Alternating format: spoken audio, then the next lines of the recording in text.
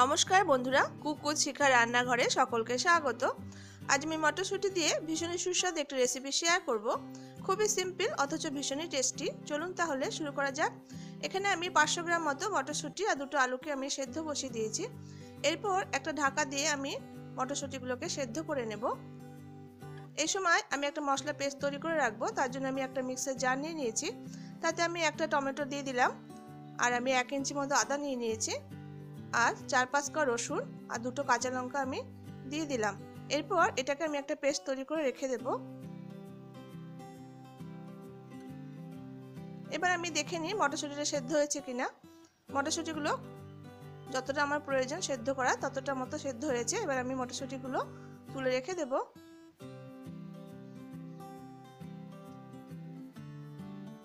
আলুগুলো আমি নিয়ে নিচ্ছি।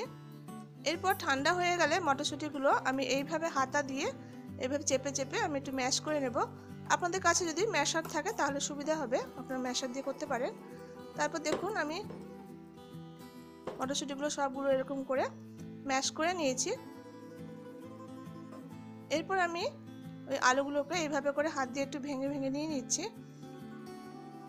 মটরশুঁটিগুলো কিন্তু মিক্সিতে দিলে পেস্ট করা যায়, কিন্তু আমাদের ওরকম মিহি পেস্টের প্রয়োজন নেই, তাই জন্য আমি মিক্সার জারে আমি দিইনি। এরপর আমি 2 চামচ পরিমাণ এখানে বেসন দিয়ে দিলাম। বেসন যদি পরে লাগে আমি পরে আরও অ্যাড করব। এরপর টেস্ট হিসাবে লবণ দিয়ে দিয়েছি, 1/2 টিস্পুন আমি হলুদের গুঁড়ো দিলাম, 1/2 টিস্পুন লাল লঙ্কার গুঁড়ো, 1/2 টিস্পুন ধনে গুঁড়ো দিয়ে দিয়েছি, আর 1/2 টিস্পুন গরম মশলা গুঁড়ো অ্যাড করলাম। এবার খুব ভালো করে এগুলোকে মেখে নেব। এখানে যদি বেসনের পরিমাণটা আপনাদের মনে হয় কম হয়েছে তাহলে আপনারা এখানে আরও বেসন আপনারা অ্যাড করতে পারেন।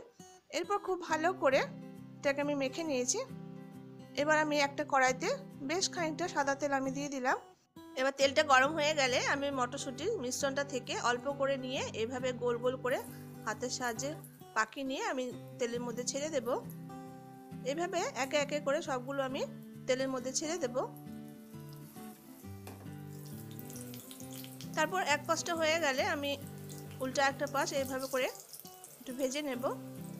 এই সেম ভাবে আমরা কিন্তু মটরশুঁটি পকোড়া করে কিন্তু আমরা খেতে পারি বিকেলে চা বা কফির সঙ্গে। এইভাবে কিন্তু পকোড়া করেও খেতে ভালো লাগবে। রেসিপি যদি ভালো লাগে বন্ধুরা লাইক ও শেয়ার করার অনুরোধ থাকলো। এরপর খুন্তি দিয়ে এইভাবে করে একটু নাড়াচাড়া করে দেব, তাহলে কি হবে চারদিকটা খুব ভালো করে আমাদের ভাজাটা হয়ে যাবে।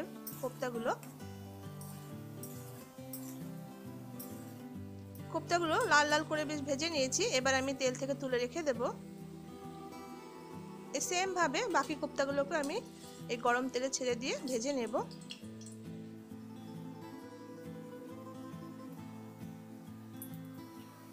সেকেন্ড ব্যাচটাও আমি এইভাবে করে দেখুন লাল লাল করে ভেজে নিয়েছি।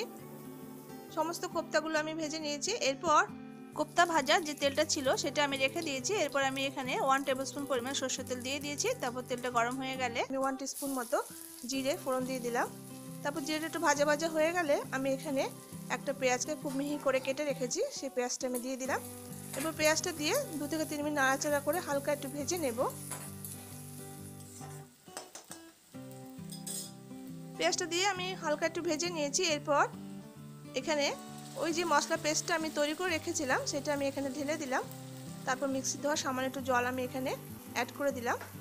এরপর মশলাটাকে নাড়াচাড়া করে আমি একটু কষিয়ে নেব।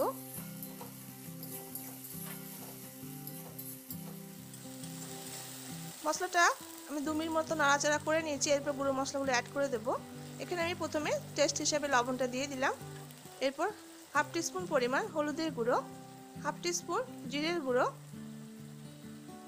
1 টিস্পুন ধনের গুঁড়ো দিয়ে দিয়েছি, আর 1 টিস্পুন লাল লঙ্কার গুঁড়ো, আর 1/2 টিস্পুন আমি গরম মশলা গুঁড়ো দিয়েছি, আর 1/2 টিস্পুন কাশ্মীরি লঙ্কার গুঁড়ো অ্যাড করে দেবো সামান্য কালারের জন্য।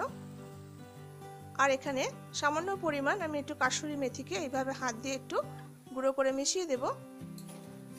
এরপর সমস্ত মশলাটাকে নাড়াচাড়া করে খুব ভালো করে কষিয়ে নেব যতক্ষণ পর্যন্ত মশলা থেকে তেল ছেড়ে আসে।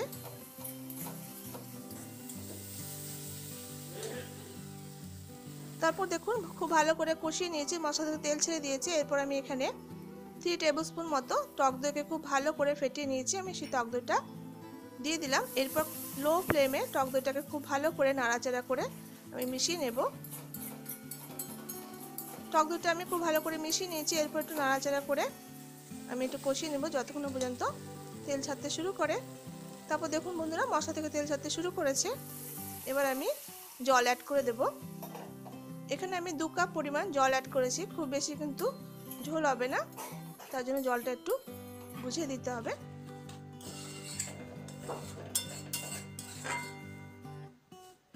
এরপর জলটা দিয়ে আমি ফোটার জন্য এবার অপেক্ষা করব। তারপর এখানে হাফ টিস্পুন পরিমাণ আমি চিনি অ্যাড করলাম, যেহেতু টমেটো আর টক দইটা দিয়েছিলাম তার জন্য টেস্টটা ব্যালেন্স করার জন্য আমি এখানে হাফ টিস্পুন চিনি অ্যাড করেছি। এরপর ঝোলটাকে আমি হাই ফ্লেমে 2 মিনিট মতো ফুটিয়ে নেব। এরপর ঝোলটা দেখুন 2 থেকে 3 মিনিট আমি হাই ফ্লেমে ফুটিয়ে নিয়েছি। এরপর ঝোলটা গাঢ় হয়ে গেছে। এই অবস্থায় এবার আমি কোপ্তাগুলোকে ছেড়ে দেব।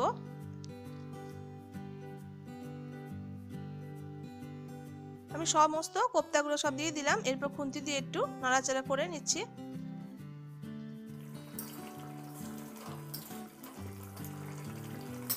এবার আমি একটা ঢাকা দিয়ে 3 থেকে 4 মিনিট মতো মিডিয়াম ফ্লেমে একটু ফুটিয়ে নেব। তারপর 3-4 মিনিট বাদে আমি দেখে নেব। দেখুন আমার রান্নাটা একদম প্রায় রেডি। এই অবস্থায় এবার আমি নামিয়ে নেব। এর থেকে বেশি কিন্তু আর গাঢ় করব না, তাহলে কোপ্তাগুলো ঝোলগুলো টেনে নেবে আর তরকারিটা তখন শুকিয়ে যাবে। এরপর নামানোর আগে আমি এখানে সামান্য একটু ধনেপাতা কুচি ছড়িয়ে দিচ্ছি।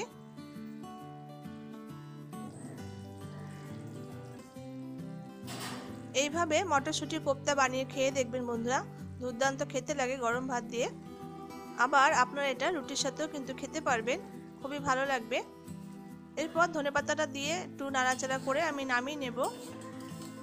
আমার তৈরি হয়ে গেছে মটরশুঁটির কোপ্তা কারি। খুবই সুস্বাদু একটা রেসিপি। এইভাবে অবশ্যই করে একবার ট্রাই করে খেয়ে দেখবেন, আশা করছি আপনাদেরও ভালো লাগবে। রান্নাটা আমার হয়ে গেছে। এবার আমি এটাকে একটা বাটিতে সার্ভ করে নেব। তাহলে বন্ধুরা, রেসিপিটা কেমন লাগলো আপনাদের কাছে তা অবশ্যই জানাবেন। আর যদি ভালো লেগে থাকে এইভাবে অবশ্যই করে একবার ট্রাই করবেন, খুবই ভালো লাগবে খেতে। রেসিপিটা যদি ভালো লেগে থাকে তাহলে বরাবরের মতো লাইক করবেন, শেয়ার করবেন। আর আপনি যদি নতুন দেখছেন চ্যানেলটি, যদি ভালো লেগে থাকে তাহলে চ্যানেলটি সাবস্ক্রাইব করে পাশে থাকা অনুরোধ রইল। দেখা হচ্ছে পরবর্তী রেসিপির সঙ্গে। ততক্ষণের জন্য সবাই খুব ভালো থাকবেন, সুস্থ থাকবেন। ধন্যবাদ।